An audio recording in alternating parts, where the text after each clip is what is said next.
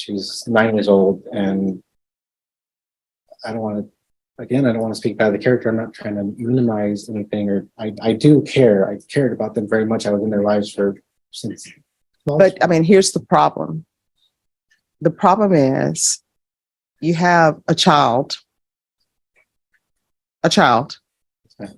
and you are engaging in inappropriate contact with the child, inappropriate sexual contact with the child. Do you understand? I understand, Your Honor. I understand what was said. I understand. Jose Lozano stood before the court, guilty of stealing over $300,000 in property, including military medals and family heirlooms. He claimed he bought it all for just $800 from someone named Chop, but under questioning, his story crumbled. In this video, watch how the truth unravels and the judge delivers a powerful sentence. The courtroom falls silent as the judge speaks with firm authority. You have a child, and you are engaging in inappropriate contact with that child. The weight of those words fills the room. The defendant, visibly nervous, tries to explain himself, but there's no excuse strong enough for what's been done. What would you say if you were sitting in that courtroom hearing this? Court is calling 2023 CR 0037, State of Texas versus Mark Anthony Peña. Can I have parties announced for the record for the state? Brittany Mitchell for the state. Defense. Callahan for defense. All right, and are you Mr. Peña? Yes, Your Honor. Counsel, have you received all the discovery and did you review that with your client? Yes, Your Honor. Court will find that the state is in compliance with discovery. Mr. Peña, I'm showing you what's entitled Application for Deferred Adjudication or Community Supervision. I think you're only eligible for deferred adjudication. Did you review that document with your attorney? Did you understand it and did you sign it? Yes, Your Honor. Next, I'm showing you what's entitled True Bill of Indictment. Did you review that document with your attorney? Did you understand it? Yes, Your Honor. Counsel, do you waive the reading of the indictment? Yes, Your Honor. State, are you proceeding on the indictment as presented? Your Honor, we are proceeding on count 2 and we'll waive the remaining count. The court officially calls the case State of Texas versus Mark Anthony Peña. From the start, everything feels tense. Peña answers the judge's questions quietly. Yes, Your Honor. The charges? Aggravated sexual assault of a child. The judge clearly outlines the punishment range, 5 to 99 years or life in prison. The silence after that statement says it all. Do you think he truly understands what he's facing? Count 2 is an aggravated sexual assault of a child. Any objection? No, Your Honor. All right, Mr. Peña, I'm showing you what's entitled Court Admonishments and Defendant's Waivers and Affidavit of Admonitions. Did you review that document with your attorney? Did you understand it? Did you sign it in all the appropriate places? Yes, Your Honor. Did you understand the state is proceeding on count 2, which is aggravated sexual assault of a child? That's a first-degree felony. The range of punishment is anywhere from 5 to 99 years or life in prison and up to a $10,000 fine. Did you understand? Yes, Your Honor. Showing you the plea bargain page. Did you review that with your attorney? Did you understand it? Yes, Your Honor. According to the plea bargain agreement, the state is proceeding on count 2. Punishment is to be assessed at a cap of 30 years in the prison. There's a $1,500 fine. State opposes your application. There's to be compliance with Chapter 62 and no contact with the complainant. Did you understand that to be the plea? Yes, Your Honor. Defense? Yes, Your Honor. State? Yes. Then to the offense and count 2 of aggravated sexual assault of a child. How do you plead? Guilty, not guilty, or no contest? Guilty, Your Honor. State, any evidence? Your Honor, we have for State's Exhibit number 1 and all attachments. Any objection? Mr. State, and you can, did you understand that today the state would be presenting evidence in the form of witnesses' statements and police reports, but most importantly, there will be no live testimony. Did you understand? Yes, Your Honor. Court will find that defendant has knowingly and voluntarily waived and consented to stipulation of testimony and stipulations. Court will accept into evidence State's Exhibits 1 and attachments and review the same.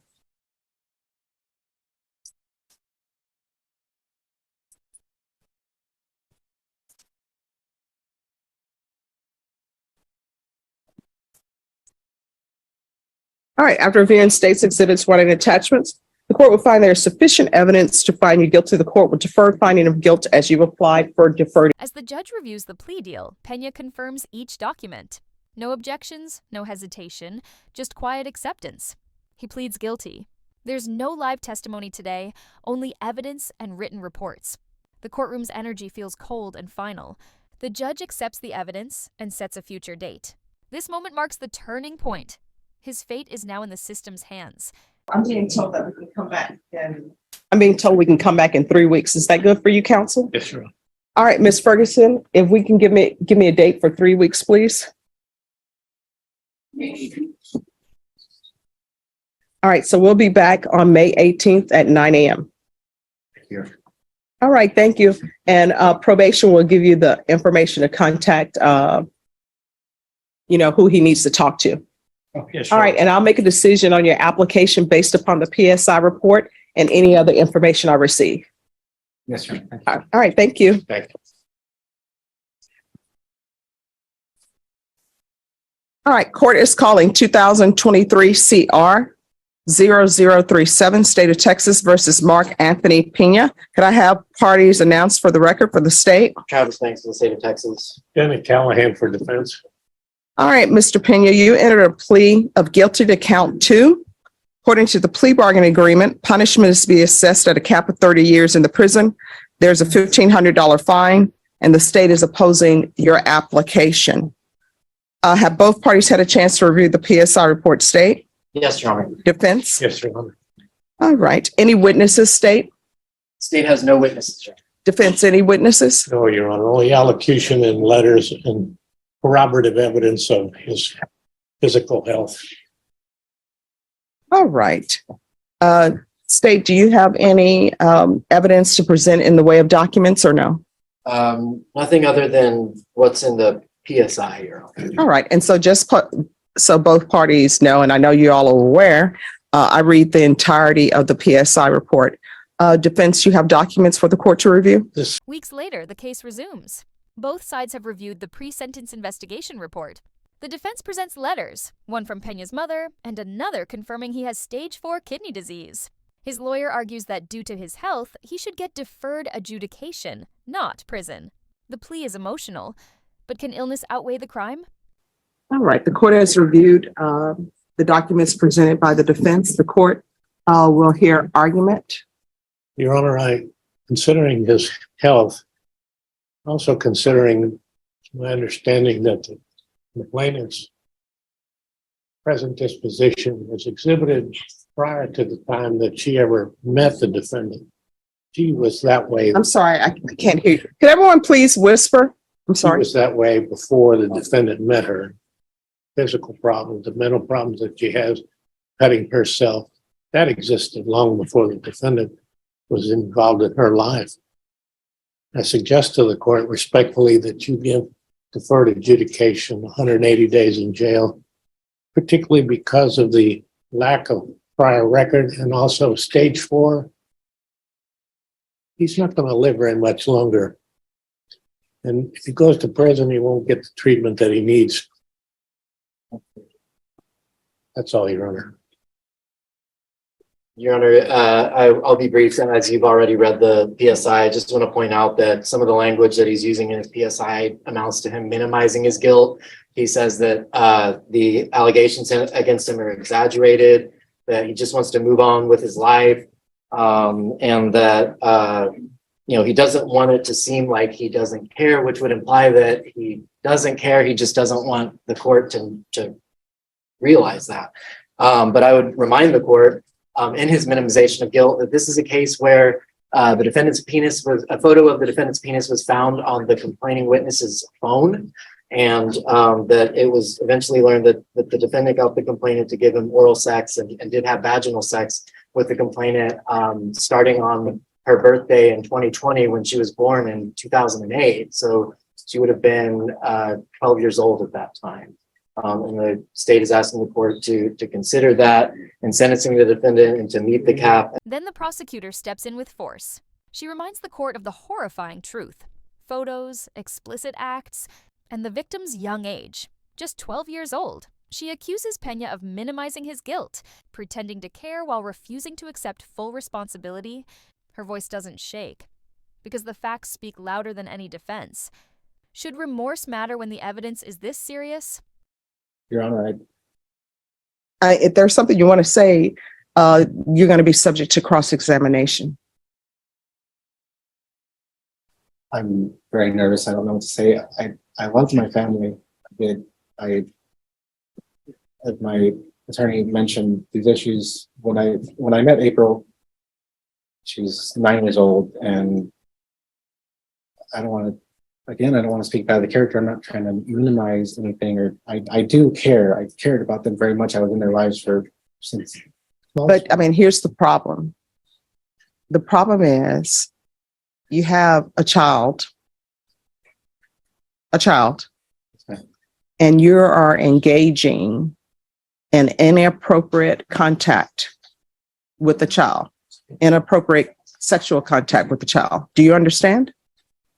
I understand, Your Honor. I understand what was said. I understand. You want to raise your right hand for me, please? Yes, ma'am. Do you solemnly swear or affirm the testimony you give will be the truth and nothing but the truth, so help you God? I do.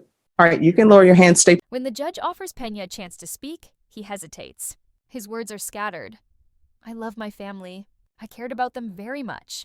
But every sentence feels like a deflection. The judge stops him. You have a child, and you engaged in sexual contact with a child. This is the moment where excuses meet reality. The courtroom feels heavier than ever. As I said before, if you wish to give testimony and tell me what I should do or what you think would be appropriate in this case, then you're going to subject yourself to cross-examination. So that means that the state will be allowed to ask questions of you. So do you wish to continue to speak to the court? I mean, it's up to you. I do, but I don't want to. Not a very good public speaker or speaker. Oh, nobody's a public. Let me just tell you, I don't hold it against people that they're not good public speakers. I'm just here to listen Just often say. and then make a decision on what's before me. So the fact that you're not a good public speaker is not something that I will hold against you. Yes, I just mean I often say things the wrong way. I don't mean them. So do you wish to speak or no? Mr. Kellen, he's looking towards you for advice.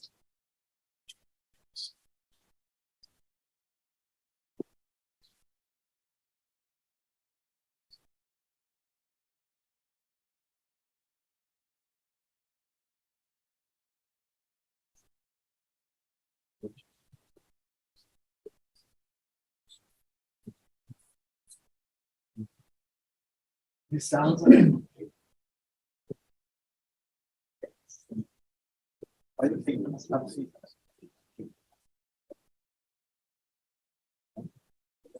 Peña admits he's not a good speaker, afraid to say the wrong thing. But deep down, everyone knows. It's not about words anymore. The facts have already spoken. The defense asks again for mercy. The state pushes for 30 years in prison. Now, all eyes are on the judge. All right, as previously stated, the court has reviewed the PSI report. The court has reviewed the documents that have been tendered to the court for review by the defense. The court is going to deny your application. The court will find you guilty. Does anyone wish to speak to the cap? The state is asking for 30 years. I wish to respectfully suggest to the court 5 years, Your Honor, considering his lack of record, considering his poor health right now. State, what are you requesting? Your Honor, the state is asking for the full 30 years. The defendant is clearly not accepted his guilt in this case. He's in a serious denial and saying that the claims against him are exaggerated. And the court should assess the full sentence of 30 years. May I address the court? Yes. He would like to make further allocution, Your Honor. All right. All right. Well, Mr. Peña, just know that the court has already found you guilty. Again, if you wish to speak to the court, then you will be subjected to cross-examination. Do you wish to say something to the court? I'm already come. We'll see. I can't. Nothing will change. No, I'm not going to grant your application for deferred adjudication.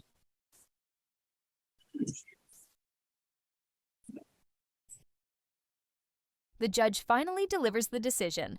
The court denies your application. You are found guilty. No leniency. No second chance. The sentence, 25 years in prison and a $1,500 fine. The courtroom breathes a collective sigh. Justice, at last, feels served. What do you think?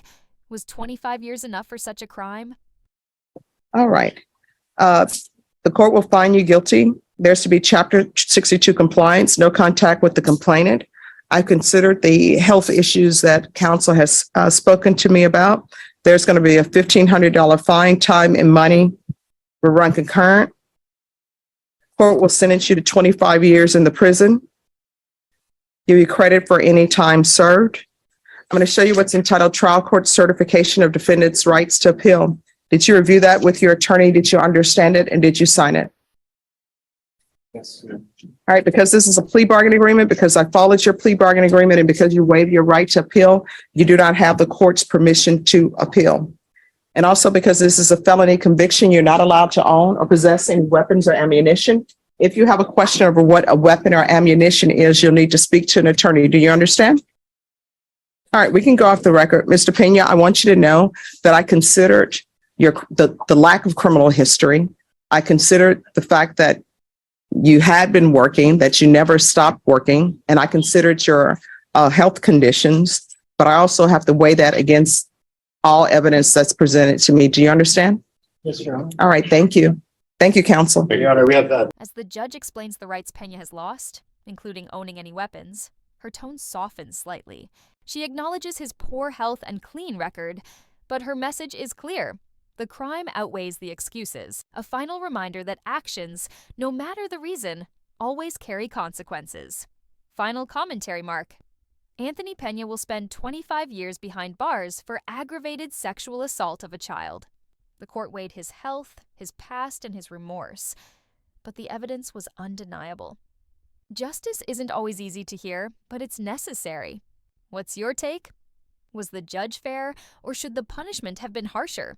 Don't forget to like, share, and subscribe for more real courtroom stories where truth meets justice.